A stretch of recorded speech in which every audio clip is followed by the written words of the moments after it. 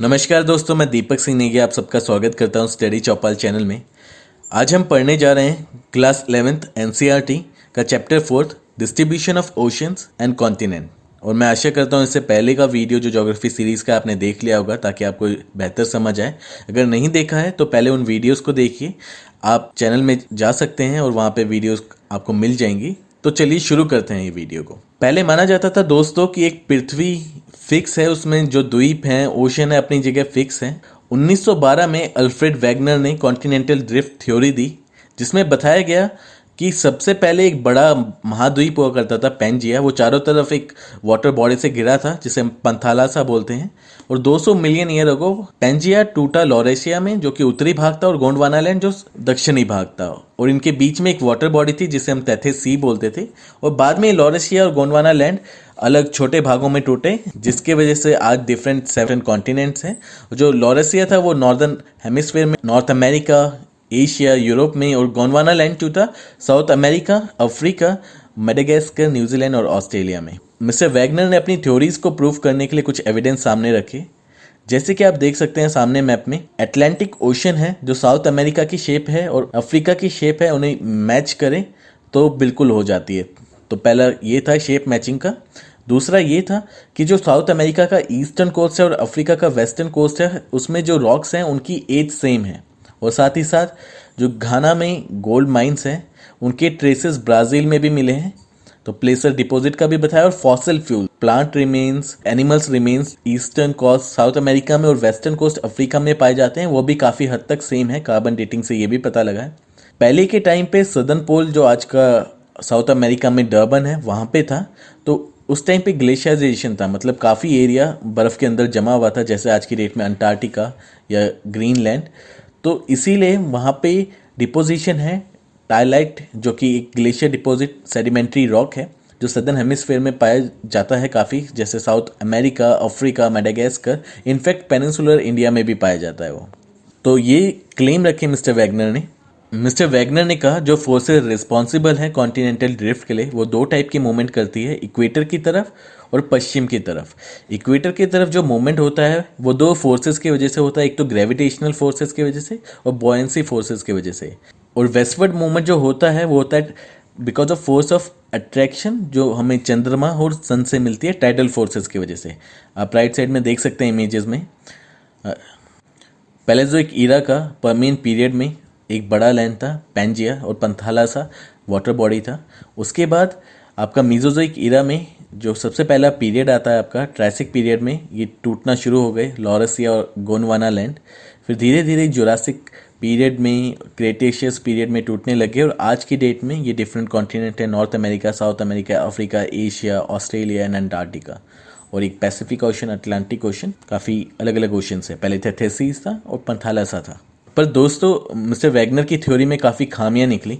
उन्होंने बोला था जो कॉन्टिनेंट है लिथोस्फेयर, वो एक लिक्विड में तैर रहा है जो बिल्कुल ही फ्रिक्शन से फ्री है, जो कि सीमा से बना है, सिलिकॉन और मैग्नीशियम। पर ये थ्योरी उन्होंने खुद ही काउंट्राडिक्ट कर दी जब उन्होंने कहा कि रॉकीज एंड एंडीज बने हैं, जब प्लेट का मूवमेंट होता है तो वहाँ पे फ्रिक्शन होती है जिसके वजह से माउंटेन फॉर्म होते हैं। दूसरा ये था उनका फेलियर, उन्होंने बोला कि शेप मैचिंग होती है, पर कहीं कहीं पे शेप बिल्कुल मैच नहीं होती है। और उनका मेन फेलियर ये भी था कि उन्होंने बोला ग्रेविटेशनल बॉयंसी फोर्स या टाइडल फोर्स जो हमें चंद्रमा या सन से मिलती है उसके वजह से कॉन्टिनेंटल ड्रिफ्ट हुआ है। ये फोर्स इतनी स्ट्रांग नहीं रहती कि कॉन्टिनेंट को मूव कर पाए, तो इसकी वजह से ये फेल हो गया। पर थ्योरी का बेस काफ़ी काम आया आगे आने वाली थ्योरीज में। चलिए इनके बारे में बात करते हैं। इसके बाद कन्वेक्शनल करंट थ्योरी आती है जो आर्थर होम्स ने 1930s में प्रेजेंट की थी। इसमें उन्होंने बताया कि जो कॉन्टिनेंटल ड्रिफ्ट के लिए जो एनर्जी है वो अर्थ के मेंटल पोर्शन से आती है। जैसे मैंने आपको लास्ट चैप्टर में बताया था, एस्थेनोस्फेयर सोर्स ऑफ एनर्जी, वहाँ पे रेडियो एक्टिव एलिमेंट्स रहते हैं जिनकी हीट डिफरेंस की वजह से एनर्जी रिलीज होती है, जिसकी वजह से कॉन्टिनेंटल ड्रिफ्ट होता है। पहले माना जाता था कि ओशन एक सिंपल प्लेन है, पर वर्ल्ड वॉर के बाद, सेकेंड वर्ल्ड वॉर के बाद काफ़ी डिस्कवरीज हुई। वहाँ पे पता लगा कि सबसे ऊंचे माउंटेन्स, इनफैक्ट माउंट एवरेस्ट से भी बड़ा माउंटेन डीप ओशन में है। वहाँ पे प्लेन्स हैं, गहरे गहरे ट्रेंच हैं। ट्रेंच में काफ़ी इंटरेस्ट रहता है साइंटिस्ट का, ताकि अर्थ की जियोलॉजी के बारे में जान सके और इंटीरियर के बारे में। तो आप देख सकते हैं अभी हम फिलहाल बेसिक के बारे में डिस्कस करेंगे। ओशन फ्लोर के 3 पार्ट में डिवाइड किया गया है। The continental margin, the deep ocean basin और मिड ओशन रिज। तो कॉन्टिनेंटल मार्जिन में जो सी कोस्ट रहता है और डीप ओशन बेसिन रहता है उसके बीच का एरिया कॉन्टिनेंटल शेल्फ आता है, आपका continental slope, continental rise and deep trenches आते हैं। डीप ओशन बेसिन में हमारे आते हैं प्लेन। इसमें जब कोई सेडिमेंट आता है जो फ्लोट होके नीचे प्लेन से एरिया तक आ जाता है, वहाँ पे डिपॉजिट हो जाता है। और इसके बाद आता है mid oceanic ridge. Mid oceanic ridge में सबसे बड़े माउंटेन चेन है ये अर्थ की। मैंने आपको पहले भी बताया था fissure type volcanic eruption, plates एक दूसरे से अपोजिट डायरेक्शन में जाती है तो बेसाल्टिक लावा निकलता है, इसके वजह से ये मिड ओशनिक रिज फॉर्म होती है। भूकंप और ज्वालामुखी फटने से भी हमें पता लगता है कि महाद्वीप और ओशन फिक्स नहीं है। जैसे मैंने आपको पहले भी बताया था रिंग ऑफ फायर जो कि पैसिफिक रीजन में है। एक्चुअली 3 टाइप की बेल्ट हैं जहाँ पे भूकंप और ज्वालामुखी फटते हैं। एक है सर्कम पैसिफिक बेल्ट जहाँ पे 70% ज्वालामुखी फटते हैं और 67% भूकंप आते हैं। उसके अलावा है इंटर कॉन्टिनेंटल बेल्ट जिसमें बाकी के 15-20% आते हैं। उसके अलावा है इंटर अटलांटिक बेल्ट। और अगर मैं प्लेट बाउंड्रीज की बात करूं तो 3 तरीके की बाउंड्रीज होती हैं। एक होती हैं जो एक दूसरे की तरफ बढ़ रही हैं जिन्हें हम कन्वर्जेंट बाउंड्री या डिस्ट्रक्टिव बाउंड्री भी बोलते हैं, क्योंकि इसमें अर्थ की क्रस्ट जो भारी प्लेट रहती है वो लाइटर प्लेट के नीचे छिप जाती है और धीरे धीरे मेंटल में जाके वो कंज्यूम हो जाती है, तो इसीलिए हम डिस्ट्रक्टिव बोलते हैं।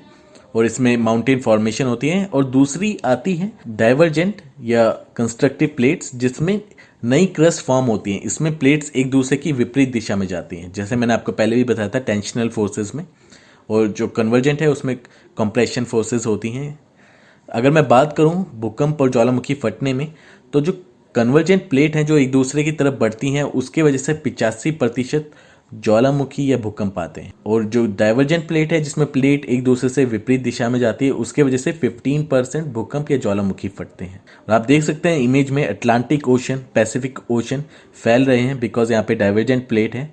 और वहीं पे कन्वर्जेंट बाउंड्री फॉर्म हो रही है जहाँ पे हैवी प्लेट लाइटर प्लेट के नीचे सबडक्ट हो जा रही है और हिमालय का फॉर्मेशन हो रहा है। Mountain chains, Alps, Rockies, Andes form हो रही है। फिर एक नई थ्योरी आती है सी फ्लोर स्प्रेडिंग। हैरी हेस ने प्रेजेंट की थी 1960s में और यही आगे जाके टेक्टोनिक प्लेट थ्योरी में यूज होती है। इसमें फोकस किया गया था पैलियोमैग्नेटिज्म में, मतलब जहाँ पे डाइवर्जेंट प्लेट होती है, जहाँ पे प्लेट एक दूसरे से विपरीत दिशा में जा रही है, वहाँ पे जो वॉल्केनिक इरप्शन होता है, बेसाल्टिक लावा निकलता है, तो अपोजिट डायरेक्शन में एक मैग्नेटिक सिमिलैरिटी रहती है जिनकी वजह से पता लगा जा सकता है कि ये वॉल्केनिक लावा किस डेट में निकला है बिकॉज ऑफ मैग्नेटिक प्रॉपर्टीज। इससे ये पता लगता है जो रिज से पास है चट्टाने या पत्थर वो यंग है, और जो अगर हम रिज से दूर जाते हैं उनकी एज ऐसे बढ़ती जाती है। हमें सी फ्लोर स्प्रेडिंग से पता लगता है कि ओशनिक फ्लोर धीरे धीरे फैल रहा है और ओशन की जो क्रस्ट है वो यंगर है कॉन्टिनेंटल क्रस्ट से। At the same time ocean की क्रस्ट ओशनिक ट्रेंच में कंज्यूम हो जा रही है, जो मेंटल में जाके कंज्यूम हो जाती है। इसके बाद थ्योरी आती है प्लेट टेक्टोनिक्स थ्योरी, जो मैकेंजी, पार्कर, मॉर्गन ने 1967 में दी थी।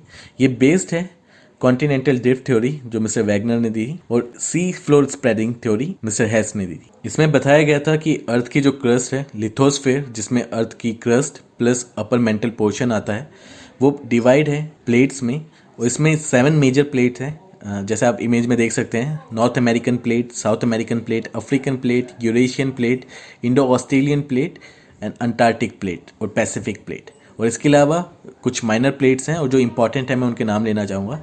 Nazca plate, Cocos plate, America के वेस्टर्न कोस्ट की तरफ देख सकते हैं, अरेबियन प्लेट जहाँ पे आपका मिडल ईस्ट आता है, Fiji plate, Philippines plate, Caroline plate. और इन प्लेट के बीच में 3 टाइप की बाउंड्रीज होती है। डाइवर्जेंट जो मैंने बताया, प्लेट एक दूसरे के विपरीत दिशा में जाती है।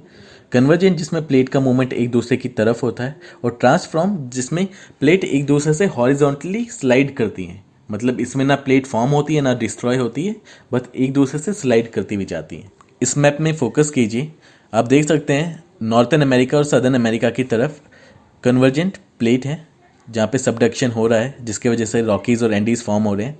और यहाँ पे एशिया की तरफ और अफ्रीकन प्लेट की तरफ भी कन्वर्जेंट प्लेट है जिसके वजह से एल्प्स और हिमालयाज़ फॉर्म हुए हैं।